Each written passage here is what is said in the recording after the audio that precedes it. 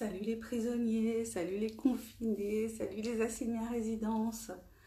Coucou, c'est Sandra, j'espère que vous allez bien, que vous tenez le coup.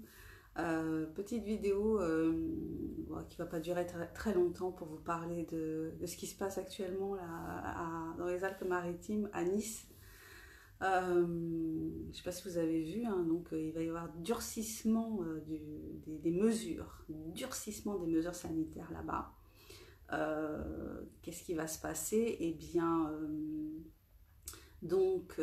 c'est quoi déjà? Oui, ouais, le couvre-feu est maintenu et désormais ils seront confinés le week-end. Donc le truc, waouh! Et puis 20 000, oui, au lieu de 20 000 mètres carrés de surface qui fait qu'un supermarché, enfin qu'un centre commercial est fermé, c'est à partir de 5 000 mètres carrés que le centre commercial est fermé.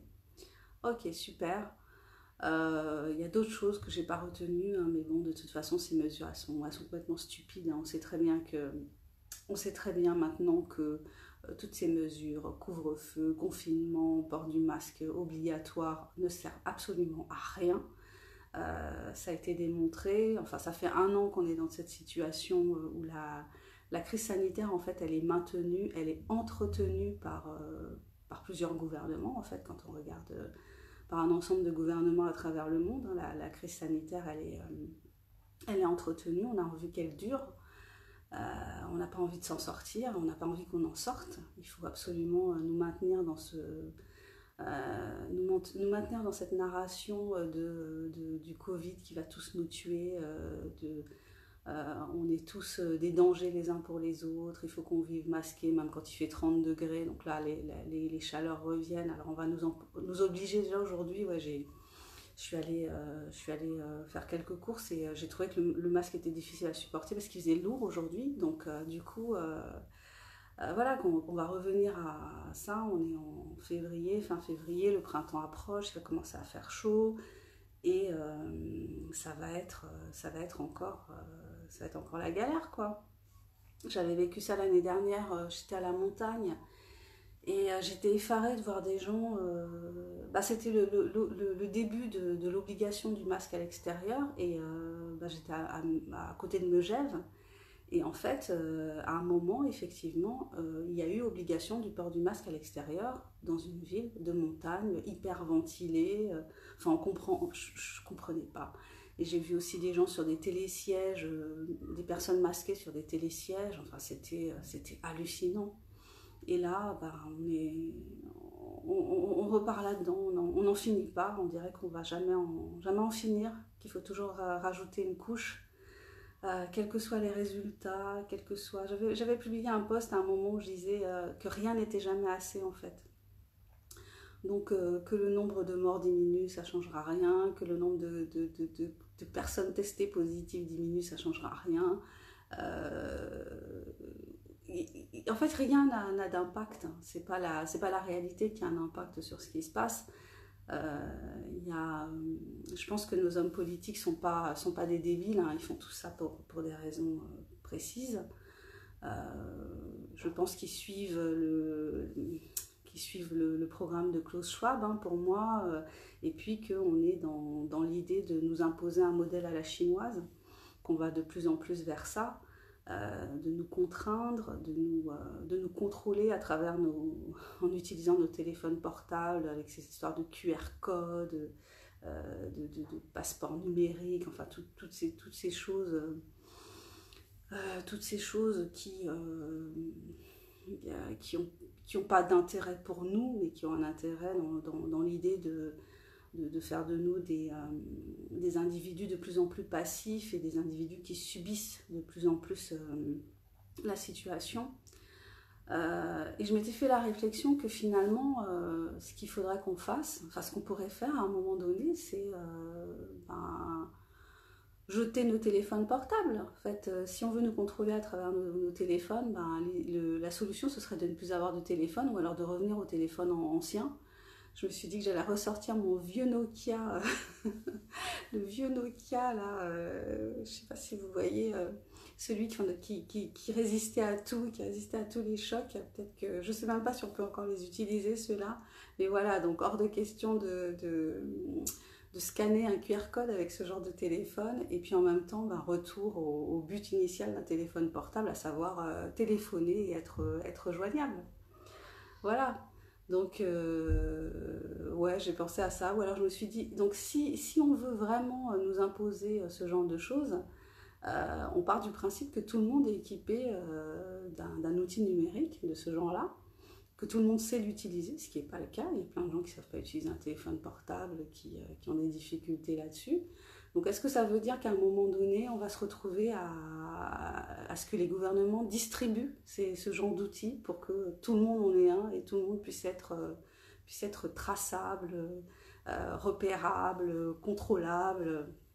Voilà, donc ça pose ces questions-là. Donc ça veut dire qu'on servirait, après avoir servi la soupe à l'industrie pharmaceutique, mais on servirait aussi la soupe à l'industrie numérique, qui demande que ça, hein, finalement. Donc, ouais, donc voilà. Donc en général, on a bien vu, hein, quand quelque chose commence dans un petit périmètre, après c'est élargi. Alors on imagine que ce ce qui se passe là dans les Alpes-Maritimes, bientôt va être imposé au reste de la France. Ce qu'il faut savoir, c'est qu'il y avait déjà un confinement de cette sorte-là en Guyane. Moi, j'ai un contact avec quelqu'un là-bas qui me disait qu'en fait, eux, ils étaient confinés, mais le dimanche et le reste de la semaine, ils étaient en couvre-feu. Donc d'abord, c'était jusqu'à 17h, après c'était jusqu'à 19h. Donc là, apparemment, ça a été levé pour quelques semaines parce qu'il y a le carnaval. Donc je ne sais pas si c'est définitif ou si c'est vraiment levé. Voilà, mais bon, dans tous les cas, on sait maintenant que ce sont des mesures, enfin on savait avant, mais on sait que ce sont des mesures qui ont aucun intérêt, qui sont délétères, mortifères, et on ne comprend pas en fait pourquoi, enfin oui, pourquoi nous imposer des mesures qui servent à rien. Voilà, écoutez, c'était ça mon petit partage du soir sur l'actu Covid. Bon, il n'y a pas que ça dans la vie, heureusement, hein, mais bon, c'est vrai que ça nous impacte, qu'on le veuille ou non, même si on essaie de penser à autre chose, de continuer à vivre. Dès que je sors de chez moi et que je vois, comme je vous ai déjà dit plein de fois, tous ces visages masqués, je m'habitue pas. Je sais qu'il y a des gens enfin, j'imagine que plein de gens se sont habitués, mais moi, je m'habitue pas et je ne veux pas m'habituer, en fait. Je veux pas m'habituer à cet état de choses. C'est pas normal qu'on respire avec courage. On a un robot sur Mars, super. Ouais, donc moi je veux pas m'habituer à cet état de choses. Je veux pas m'habituer à avoir des gens masqués dans la rue. Je veux pas m'habituer à avoir des enfants, des ados avec un masque sur le visage, des gamins de 6 ans avec un masque sur le visage. Je refuse de m'habituer à ça. Je trouve que on n'a pas à s'habituer à ça. C'est pas notre état normal en tant qu'individu d'être masqué, d'être empêché de respirer librement. S'il y avait une vraie raison, en fait, si c'était logique, rationnel, oui, mais ça ne l'est pas. C'est pas logique, rationnel, c'est pas scientifique, contrairement à ce qu'on veut nous faire croire. Et à partir de là, il y a une partie de moi qui ne peut pas s'empêcher de résister, en fait, même si je voulais, ouais, je résiste parce que malgré tout, on n'est pas encore en Chine, hein, on sera peut-être bientôt sur un. Enfin, l'idée ce qui apparaît, c'est qu'on a envie d'être que nos gouvernants ont envie qu'on se retrouve avec un mode de gouvernance qui soit à la chinoise. Mais bon, tant qu'on n'y est pas, tant qu'on peut résister, il faut résister et puis il faut essayer de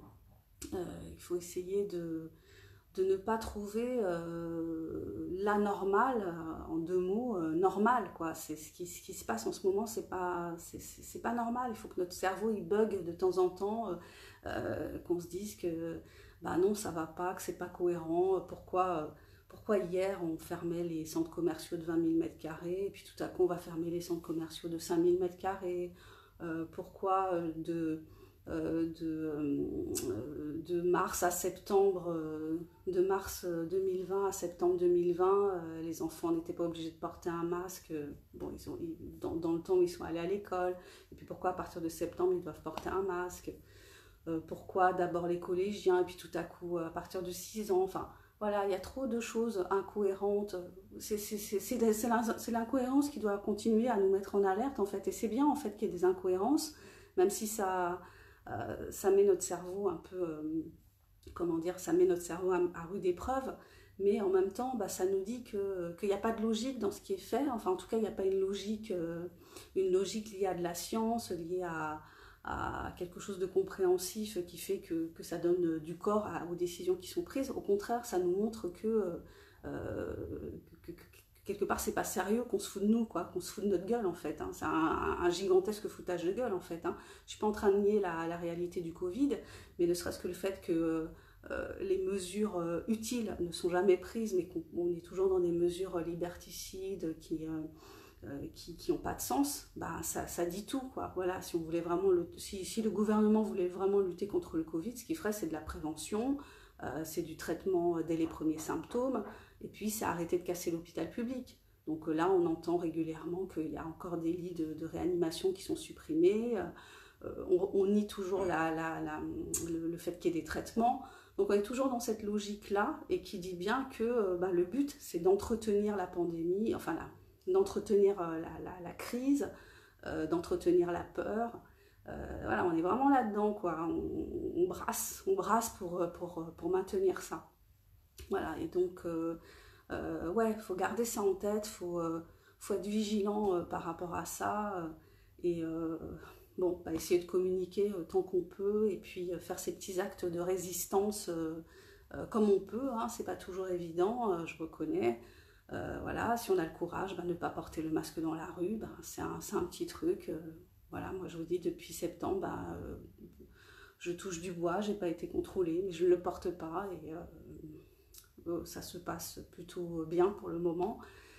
Après, je sais pas, trouver des choses, peut-être adhérer à des associations. Moi, j'ai adhéré à l'association de Maître Brusa, Réaction 19, j'ai adhéré aussi à Bon Sens.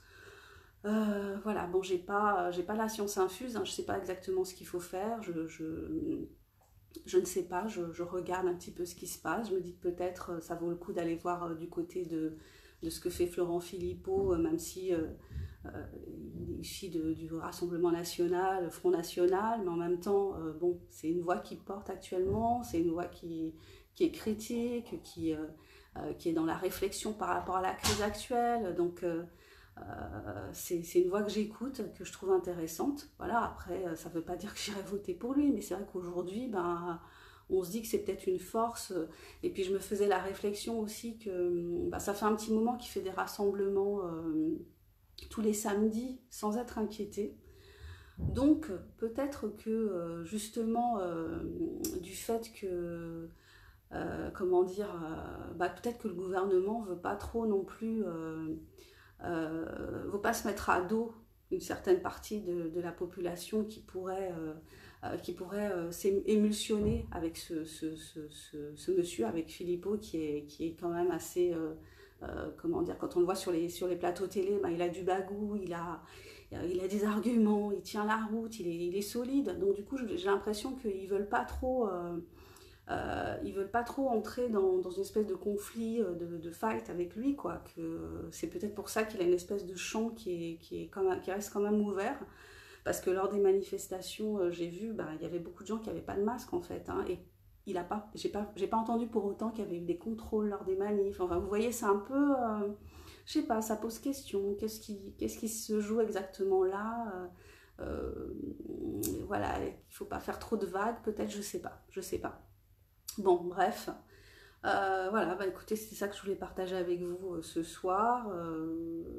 Comme je dis, bah, peut-être ça va parler à une, deux personnes, bah, c'est toujours ça. Donc, bah, c'est une ou deux personnes, bah, elles ont tout mon soutien et toute mon empathie, parce que bah, on ressent pas toute cette situation-là de la même façon, mais il y a beaucoup de gens qui sont en souffrance, pour qui c'est très très difficile. Il faut tenir le coup, hein, parce que ça va. Je pense qu'à force de petites actions séparées, d'actions judiciaires, euh, de révolte, voilà, même s'il n'y a pas encore de mouvement collectif, parce que c'est compliqué, parce qu'il y a cette peur en fait qui est là et qui empêche les gens de prendre conscience ou d'agir, et puis il y a le fait qu'on est soumis, hein, on est éduqué à la soumission. Mais quand même, je pense que ça va, enfin, je pense que ça va bouger malgré tout, que ça va, que ça devient gros, quoi. Il y a trop de choses qui deviennent gros. Enfin, c'est énorme, quoi. C'est monstrueux. Enfin, il y a des trucs, c'est tellement pas crédible qu'au bout d'un moment. Salut Frédéric Rose Lomba. Voilà, bon bah écoutez, c'était ça que je voulais partager avec vous ce soir. Je vous souhaite une bonne soirée, une bonne nuit, puis je vous dis ben, à bientôt pour la prochaine vidéo que j'aurai envie de faire. Ciao ciao, bisous tout le monde, bye bye.